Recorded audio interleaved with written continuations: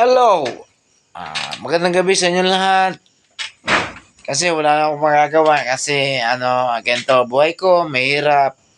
Kasi ako yung pinanganak na mahirap. Ngayon kung about sa inyo, kasi tayong mahirap, lagi tayong lumaki sa kabundukan, mga ganung sitwasyon. Di ba? Ah, Hindi naman sa na meron akong ito yung wife ko. Oh, tayo nga. Tayo nga. Tumayo ka. Tumayo ka. Tinapon mo na yata tayo. Ha? Tinapon mo. Andun lang. Tumayo ka nga dyan. Ang pangit ng ko, hoy. Para kang Tumayo ka dyan. Para natin. Ito yung wife ko na siguro masyado siyang hindi ko naman din kasi ang level up kasi mas nakale-level up siya sa akin.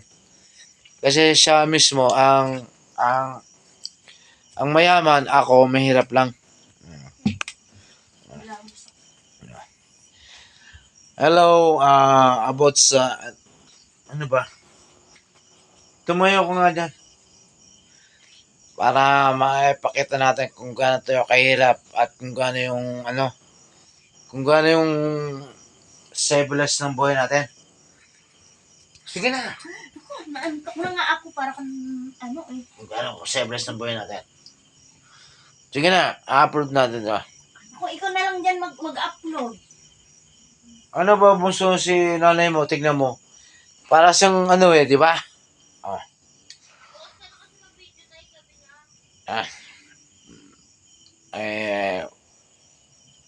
Pasensya na kayo kasi yung asawa ko, puyat na puyat kasi laging na may miliyan sa kadiwa. So ngayon, sumasakay lang siya sa akin. Binabayaran niya ako ng 15 pesos, kalahating litro ng gasolina. So ngayon, ano magagawa ko bilang isang asawa, di ba? Anong gagawin ko, di ba? Sinong maniniwala sa inyo na ang kaming mga mamayaman ay ganun kami kahirap? Sige nga, isipin nyo lang. Di ba? Hindi kami mayaman, hindi rin kami mahirap.